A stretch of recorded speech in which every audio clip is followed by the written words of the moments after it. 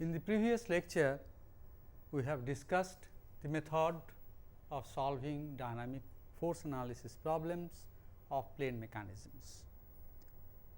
We have seen that dynamic force analysis problems mean that when the complete motion of a system is known, to find out the unknown joint forces in the mechanism and also the externally applied force or moment which causes the system to move in the manner prescribed.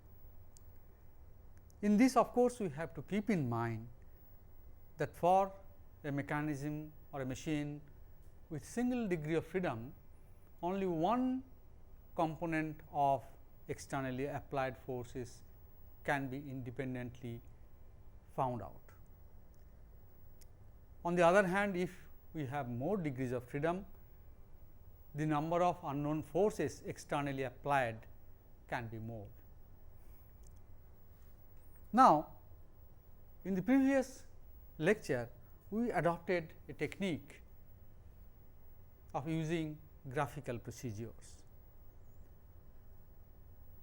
Though we get answers which are often adequately accurate and precise for design purpose,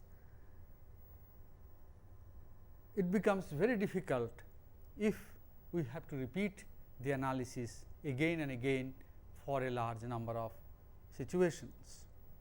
For example, if a mechanism is moving, continuously rotating, say a crank rocker mechanism, then if we have to find out the forces for the complete cycle of the system, then we have to repeat the force analysis problem for each and every position of the crank. Maybe if you have to take the cranks at every 2 degrees, then we have to solve the problem for 180 times. Apart from that, whatever may be the procedure or the equipment we use, a graphical analysis will always have some limitation from the point of view of accuracy of the results. Third, if we have to optimize a system or we have to achieve an optimal design, then again doing the problem or solving the problem by graphical approach becomes difficult. So, in today's lecture, what we will do, we will solve the same problem of dynamic force analysis adopting an analytical approach. So, today's lecture will be dynamic force analysis by analytical method.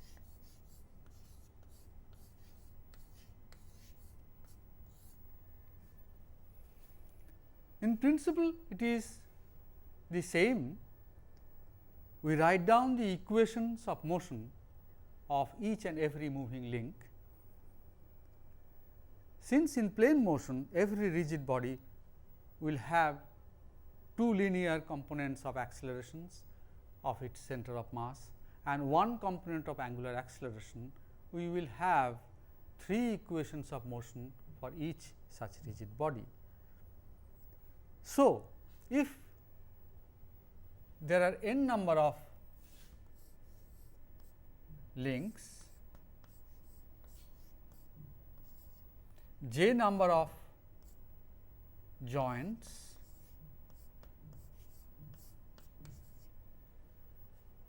then you know that for constrained mechanism, the following relationship has to be satisfied.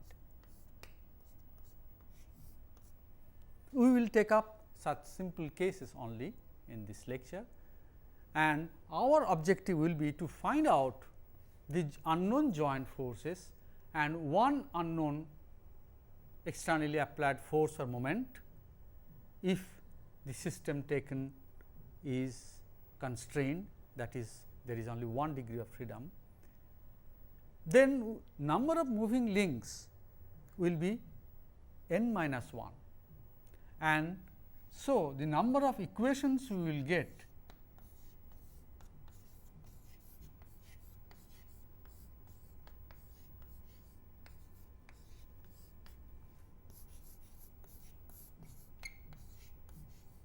will be equal to 3 into n minus 1.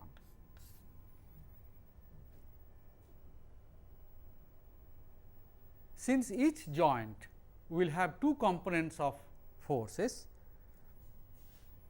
we will have number of joint forces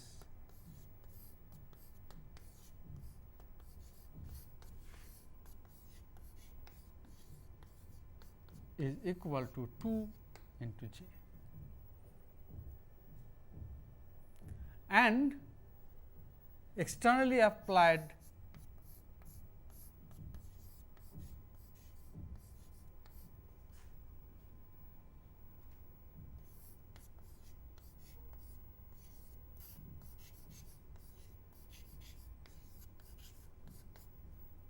that is unknown or to be found out will be 1. So, to find out 2j number of unknown joint force components and one unknown externally applied force as moment, total number of unknowns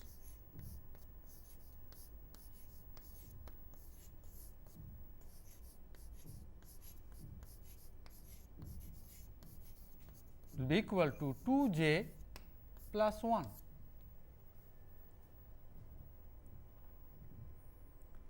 And from this relationship, which has to be satisfied for a system with single degree of freedom, we know that 2j plus 1 is equal to 3 into n minus 1, that is the number of equations of motion. So, it is very clear that we will have as many equations as there are unknown quantities to be found out, and so the equations can be solved and results can be found out. Now, let us explain the procedure with the help of an example of 4-link mechanism. Let our mechanism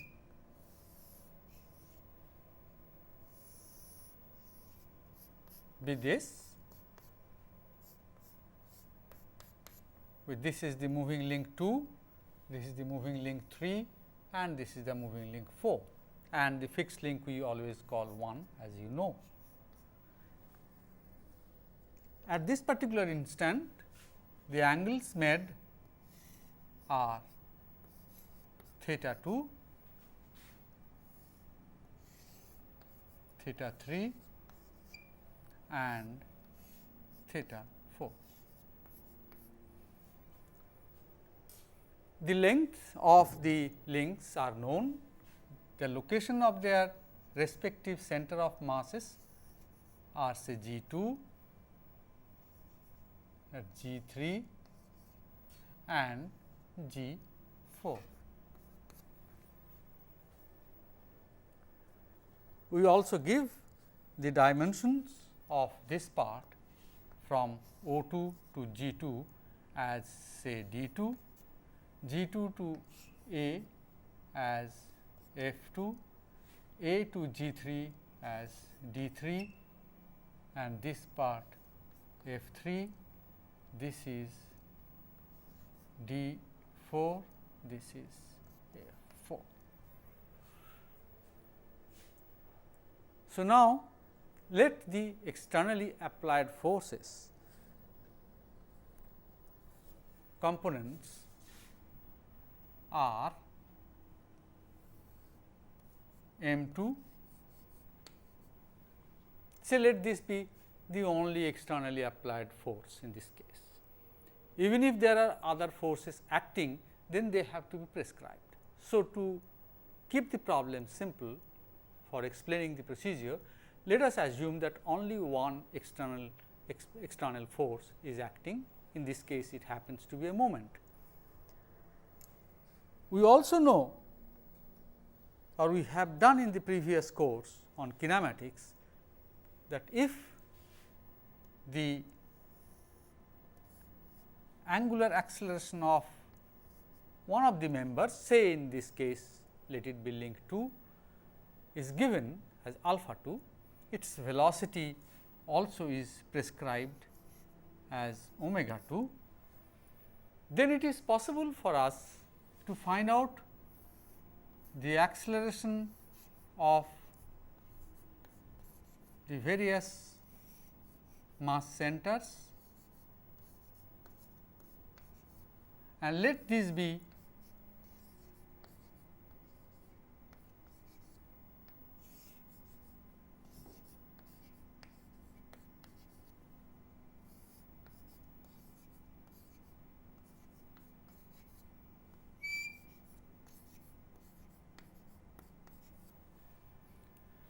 let the acceleration components of the mass centers be a g to x and a g to y.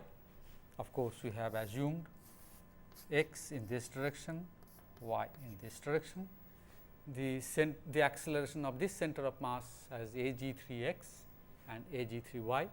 Acceleration of this point components are a g 4 x, a g 4 y.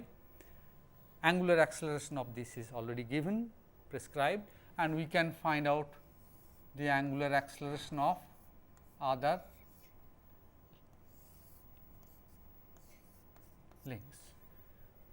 So, this figure now contains all the kinematic parameters like acceleration components, the configuration, and also the externally applied moment.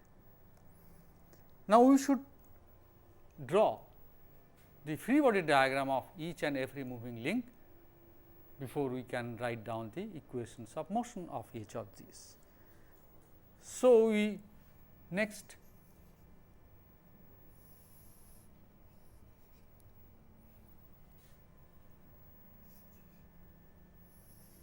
draw an exploded view of this link or mechanism.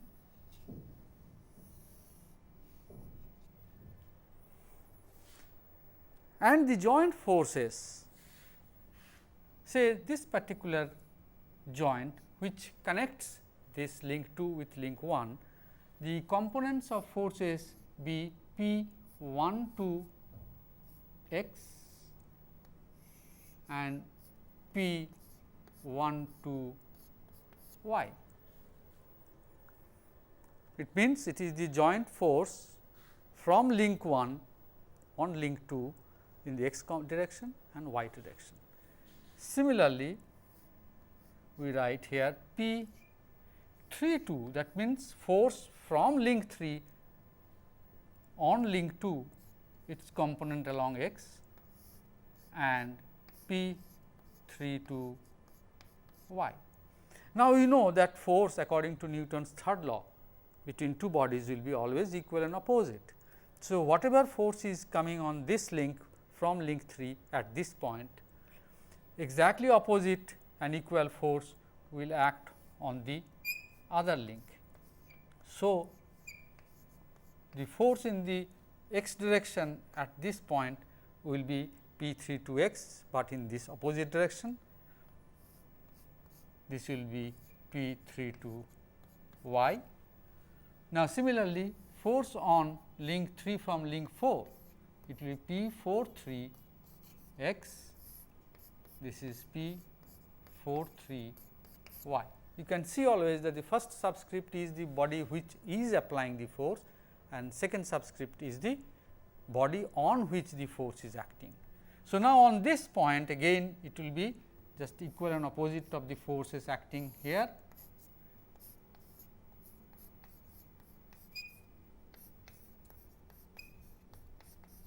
And here again it will be P 1 4 x and P 1 4 y. Over and above this, there is one moment acting on link 2, which also we have to find out. So, these are the unknown force components we have to determine. That means, how many are unknowns there? 2 here, 2 here, so 4, 2 here, 6 and 2 here, 8 and 1 m 2. So, now the equation of motion of each member can be written by Newton's second law. So, for the second link in the x direction, total force acting is P 1 2 x plus P 3 2 x, and this must be equal to mass of the second link into A g 2 x. We should remember that there can be externally applied forces apart from only m 2, but we have to prescribe them. We cannot find more than one external force component. So, in place of instead of m 2, we could apply a force in this direction or a force in this direction or more than one force acting, but then only one can be kept as an unknown quantity. Here, for the sake of simplicity, we have not applied any other force except the only one which we have to find out. In the y direction, the equation of motion will be P 1 2 y plus P 3 2 y, and that must be equal to the total force in the y direction given by the mass of the body into the acceleration of the center of mass in the y direction. And if you consider the angular motion, then about the center of mass, which is here, total moment will be how much? P 1 2 x multiplied by this, that is the arm, moment arm. Since this is d 2 and this angle is theta 2, so this moment arm is d 2 theta 2. So, the moment about the center of mass of this component of this force will be P 1 2 x d 2 sin theta 2.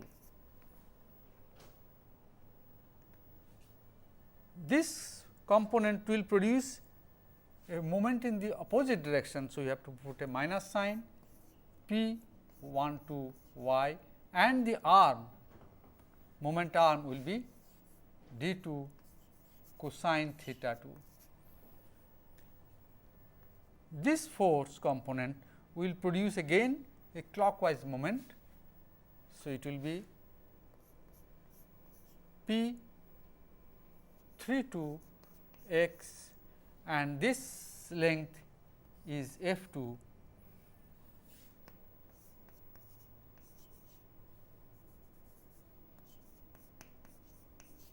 F 2 sin theta 2 is this, and this is also in the clockwise direction. So, it should be minus, but this one is again in the anticlockwise direction, that means the direction in which it is accelerating with angular acceleration alpha 2.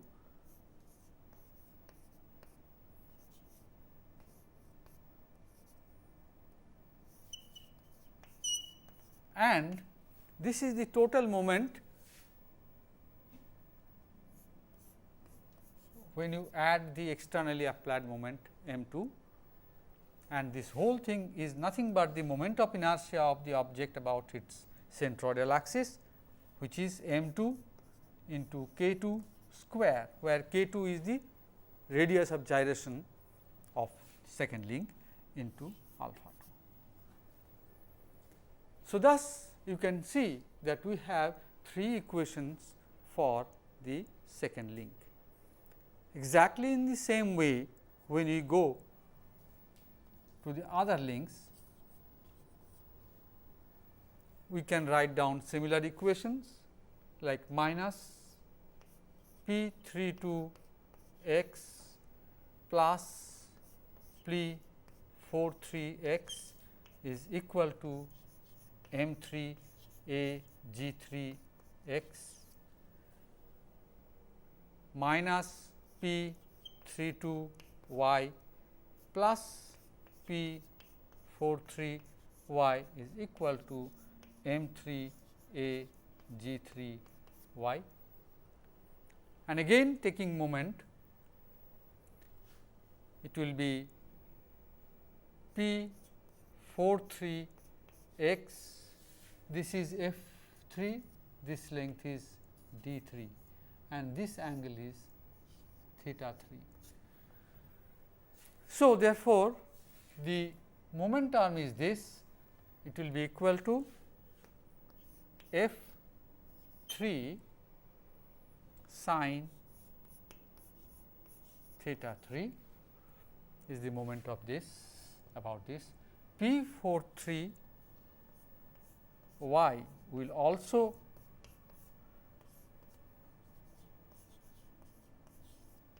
apply a moment about this with this as the momentum.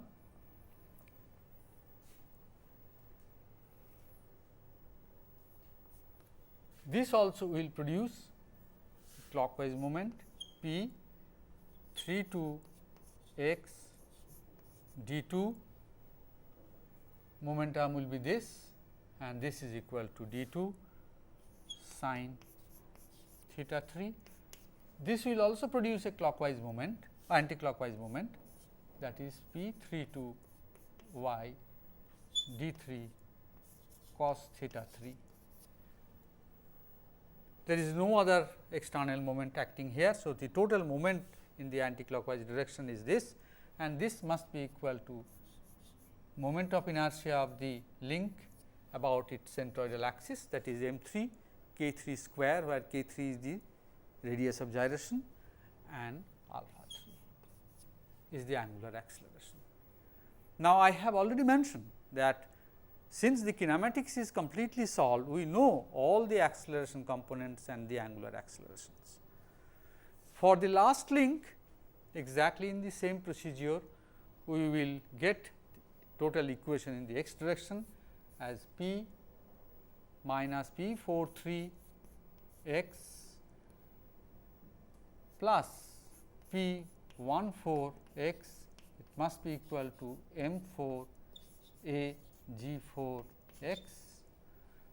In the y direction, we will have minus P 4 3 y plus P 1 4 y and is equal to m 4 a g 4 y.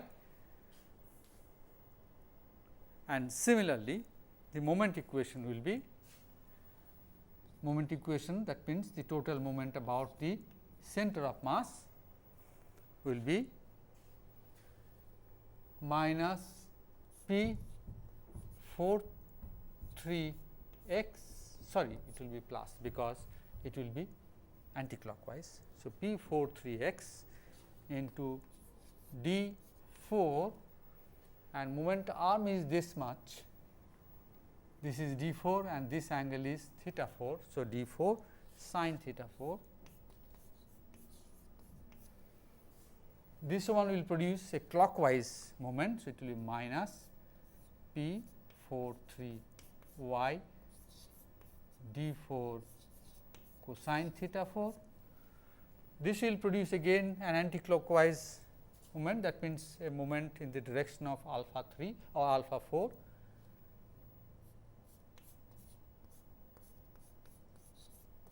And momentum will be f 4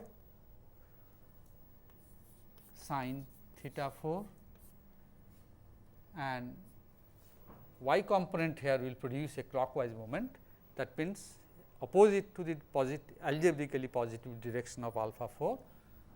So, it will be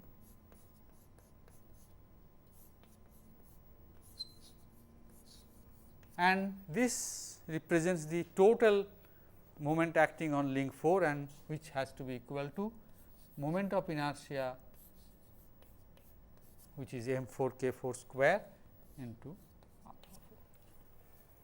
So, we have 1, 2, 3, 4, 5, 6, 7, 8, 9 equations, 9 linear equations in 9 unknown quantities P 1 2 x, P 3 2 x, P 1 2 y, P 3 2 y, then P 4 3 x, P 4 3 y, P 4 3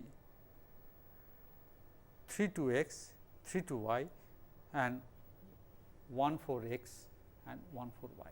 So, we have already drawn all those forces which are unknown, and m 2 is the other unknown quantity. Since you have a set of 9 equations in 9 unknowns, they can be all solved,